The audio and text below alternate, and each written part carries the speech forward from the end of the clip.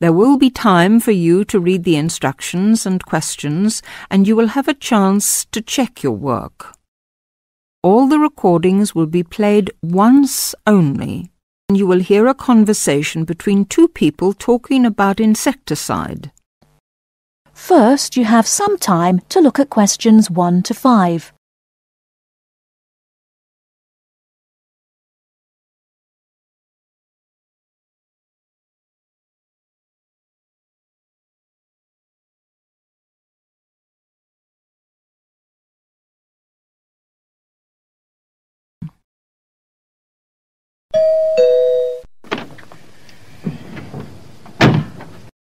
Yes?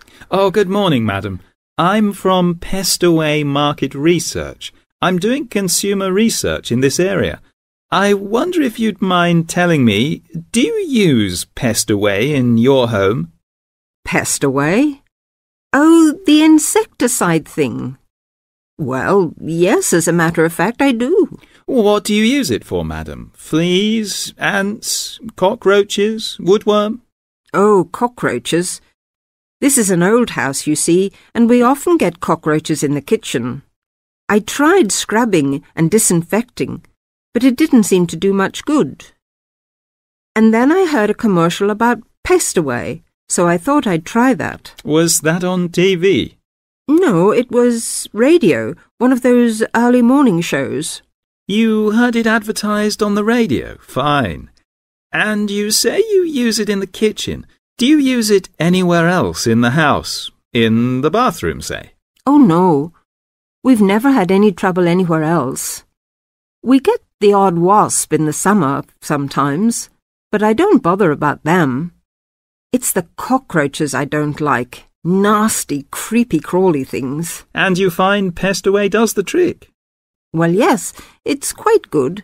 It gets rid of most of them. How long have you been using it, madam? Oh, let's see. About 2 years now, I think. About 2 years. And how often do you find you have to spray? Oh, I give the kitchen a good spray round the skirtings and under the stove, you know, about every 6 weeks. Every 6 weeks or so, I see. Before you hear the rest of the conversation, you have some time to look at questions 6 to 10.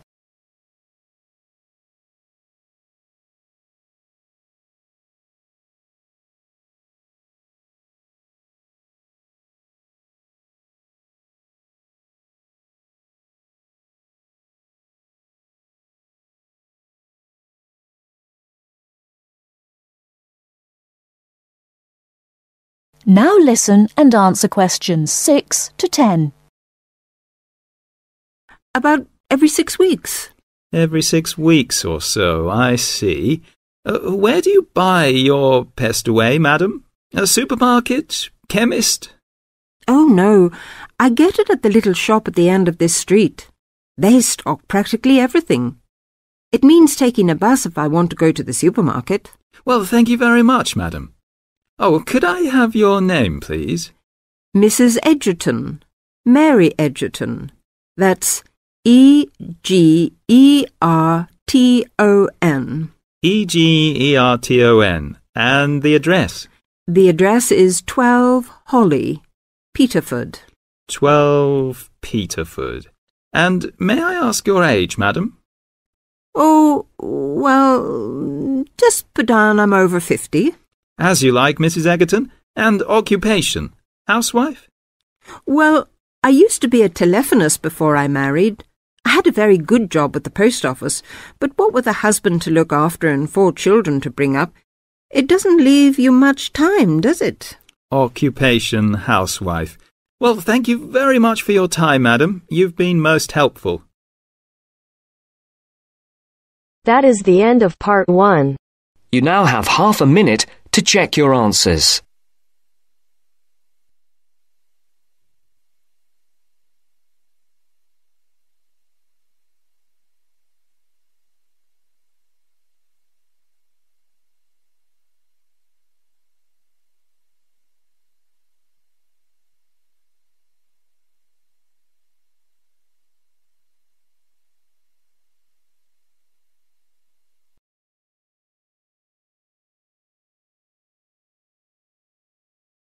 Now turns to part 2.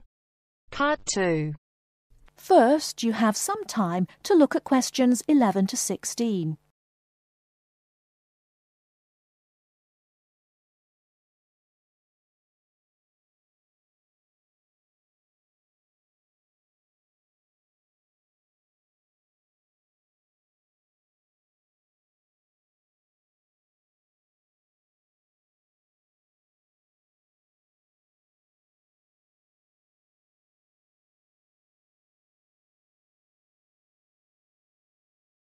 Now, listen carefully and answer questions 11 to 16. Hi, Joanna. What's the matter? You look a bit depressed. Hi, Kamal.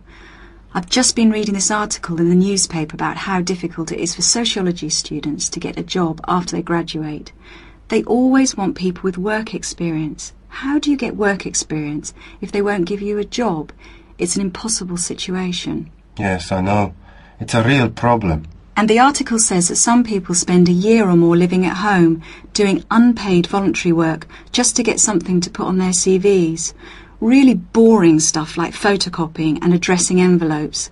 I don't want to do anything like that. I want a real job. It's the elections for the Students' Union committee posts next month here at the university. All the positions are up for election.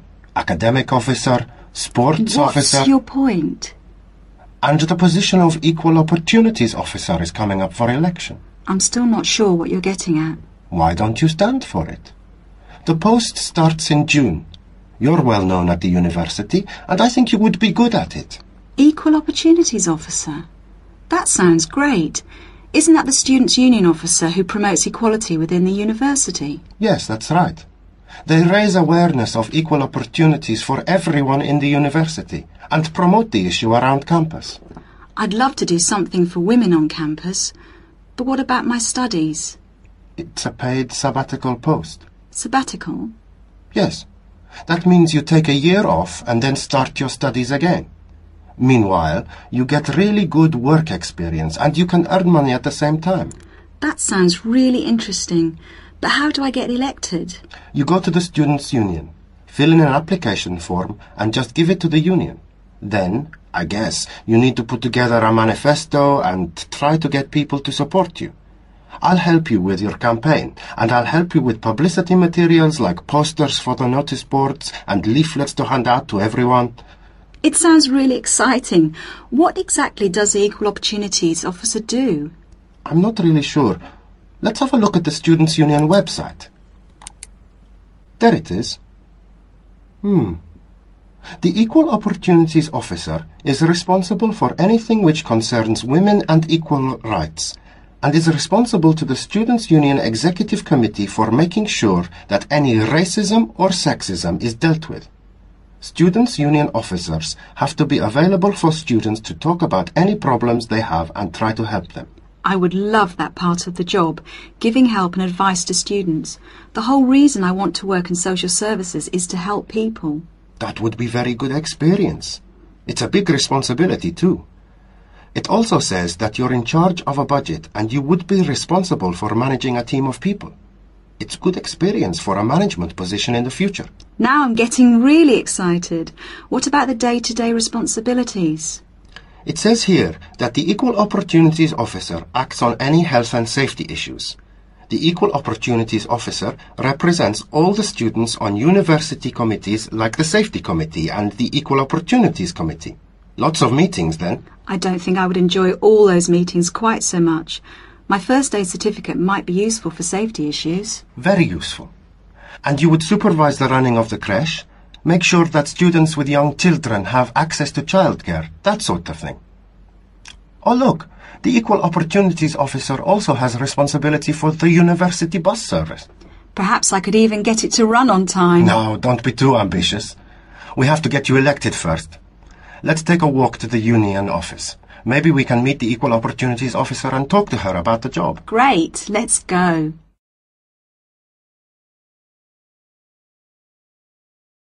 Before you hear the rest of the talk, you have some time to look at questions 17 to 20.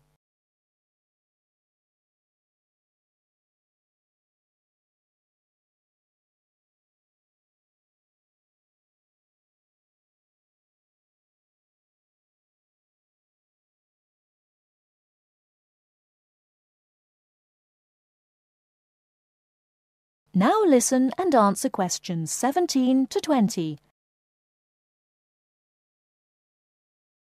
That's about all I want to say about the course and coursework. As you heard, it's very intensive and there's a lot of work to do. So, how to deal with all the work? It's really important to make sure you have good study skills. It makes the difference between failing, just passing, or doing well on any course. There are workshops given by student service counsellors on study skills. But I just want to put you in the picture with a quick overview of useful study skills. There are 5 points I want to make here. The main thing is to get organised. The first thing you need to do, as soon as you get your timetable and reading list, is to draw up a plan of study. Time management is what all students are bad at. Unfortunately, it's what they need to be very good at. Make up a timetable and put in all the things like lab work, lectures, seminars and tutorials that you will attend. Make a note of exactly what work you will do for each of your courses. Where do we get that from? Your lecturer will tell you exactly how you will be assessed at the end of the course. Make sure that you add in time for reading, preparing seminars and so on. Put deadlines into your study plan and put these deadlines into your computer to remind you when they are. With deadlines you need to be realistic and know yourself. Are you the kind of person who leaves things to the last minute? If you are, make sure you remind yourself about deadlines well in advance. Don't leave things to the last minute. That sounds like me. Aim to have a balanced life of academic work, a paid job if you need one, and social activities. As a rough guide, you should be doing 40 hours of academic work per week, and 5 to 15 hours for a part-time job, no more. The second point is don't be late or miss lectures. Remember, the person giving the lecture is probably the same person who sets your exams. In lectures, you hear information from the person who will be testing you on it. You will take much longer to gather it from other sources. Classes offer an opportunity to ask questions about difficult material, and you won't miss extra information. Thirdly, make sure that you regularly reread your notes from lectures, books and handouts. This will help you remember what you have done. Finally, 2 more important points. We expect you to work long hours on your own. The information we give you in tutorials and lectures is just a starting point, often comprising the main points of themes of the subject. After this, it's up to you to go into detail about the topic and be familiar enough on certain points to give a seminar on it if asked. The next and last point is this. You need to think about what you read and any information you get on a topic. We're looking for students who can evaluate material critically, students who can think critically. Students who simply read and remember information do not make as good progress as students who think about the subject and form their own opinions on it, based on looking at the subject from all points of view. So we are not just learning facts and figures. Facts and figures are an important part of learning, but not the most important thing. It's what you do with them that is critical.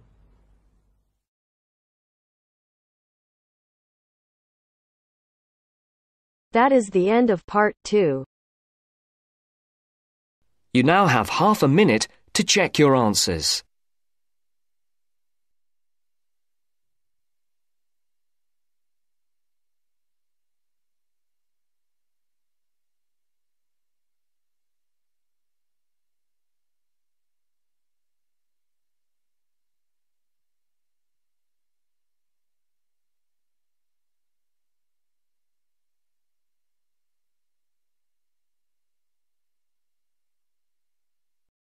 Section 3. You will hear 2 students, Ramil and Kirsten, discussing presenting a paper at an architecture conference. You now have 30 seconds to read questions 21 to 28.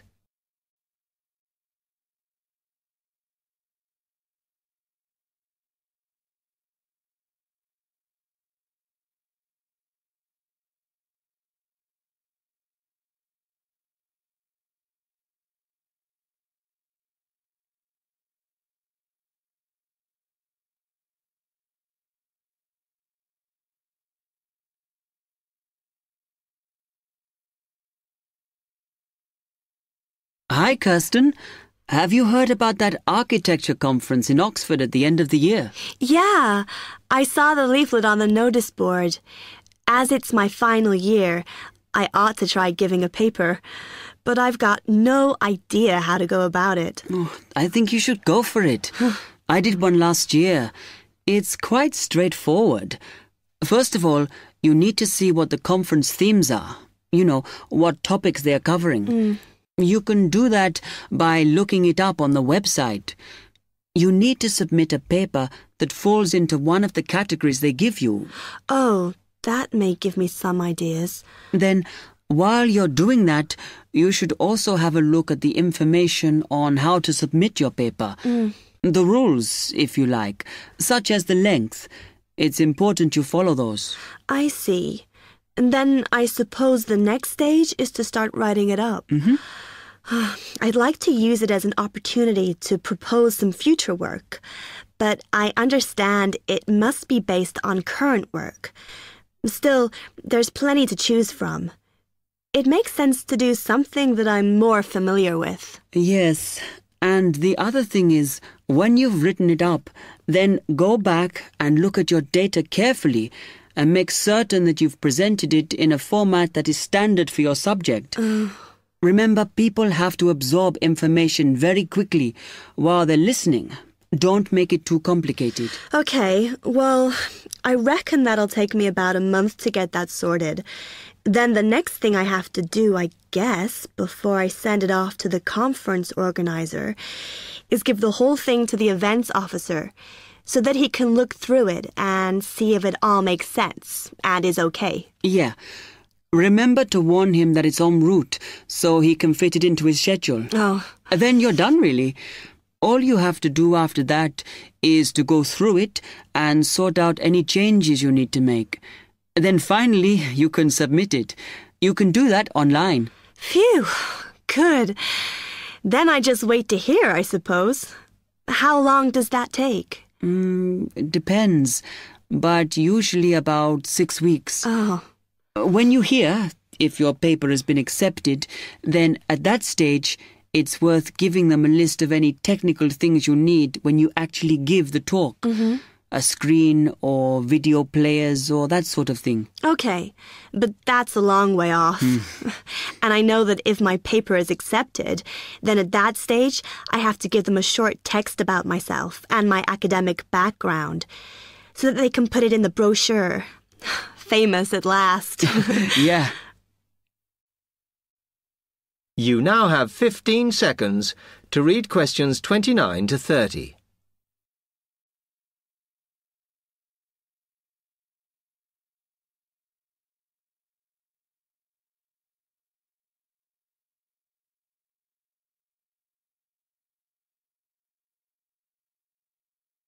Right, well, I've got to get a couple of things sorted if I'm going to get this paper completed. Have you got enough data? Possibly. I'd like to reinforce some of it, though, so I thought I'd send out some more questionnaires. I was looking at that thesis that Angela wrote last year, and she said you need a sample of over 100 to be sure of your results. I think some of this year's postgraduates are doing some of the same stuff as you on buildings. Why don't you talk to them? I'll end up getting confused. It would be more useful for me to actually go out to that site by the rail bridge to see how they're building the new factory. Oh. I managed to get hold of Professor Barnett at London University, and he said I should go out and take pictures. I'm pretty busy, but I'll have to make time. Anyway, what about you? What are your plans?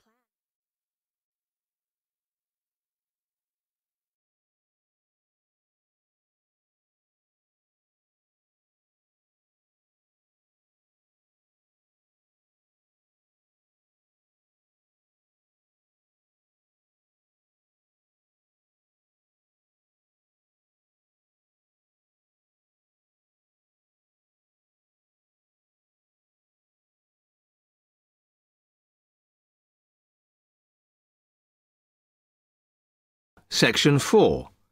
You will hear part of a lecture on the current and future use of mobile phones. You now have 30 seconds to read questions 31 to 35.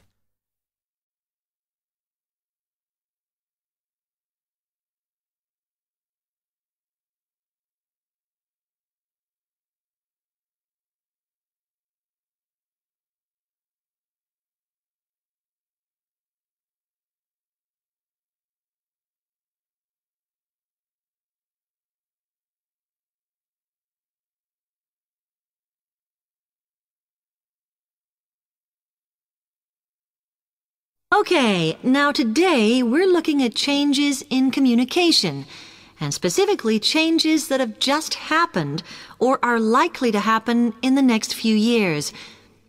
Key to this is the mobile phone, which is increasingly being seen as an all-purpose system rather than just a phone. If you only use your phone for texting and making calls now, you will be amazed at how you'll be using it in the future. The technology has been developed for a range of other uses. For example, phones could be used so that if you are meeting someone and they get lost, you could send them a map of your location to help them. This will save all those complicated explanations over the phone and our poor friends or colleagues trying to drive and find out where they are at the same time. And if you get bored waiting, or if you're traveling, for example, you will soon be able to see TV news on your phone as it is actually being broadcast. This means that you won't have to miss any of your favorites if you were away for a few days. Most people have got used to texting now, and young people send pictures to each other. But what is exciting is the possibility of putting music with them before you send them. And it's not all frivolous. Phones are going to become even more critical in business and education. Some recent developments have a highly practical usage. So, for example, as lecturers, we will be able to send everybody a text to let them know if lectures have been cancelled. And the new phones could have a further use in education, as well as business, as they will enable us to go to any destination, such as when we are doing a field trip, for instance, and from there to send data directly to a computer so that we can access it when we get home. This means we will no longer be limited by what the phone can store. You now have 30 seconds to read questions 36 to 40.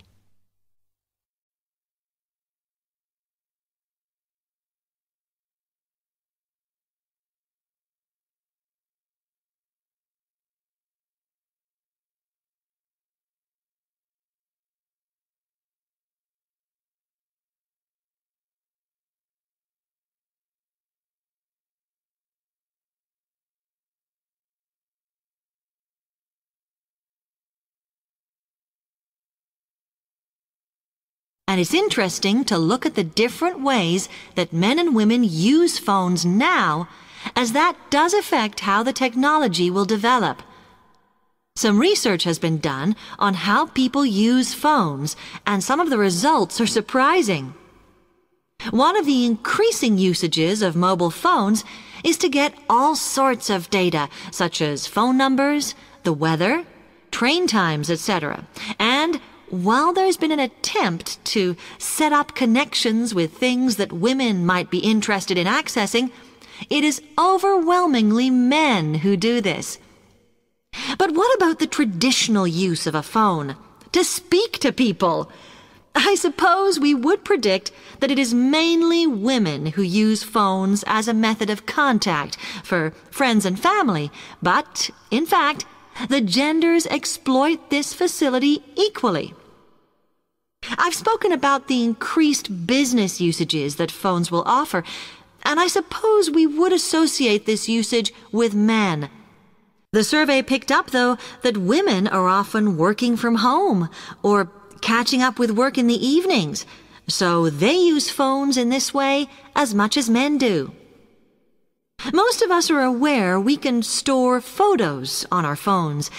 It's an ideal method of capturing a moment wherever you are. Women tend to be the group that keep photos on their phones, but it seems that men use their phones to actually take pictures much more than women do.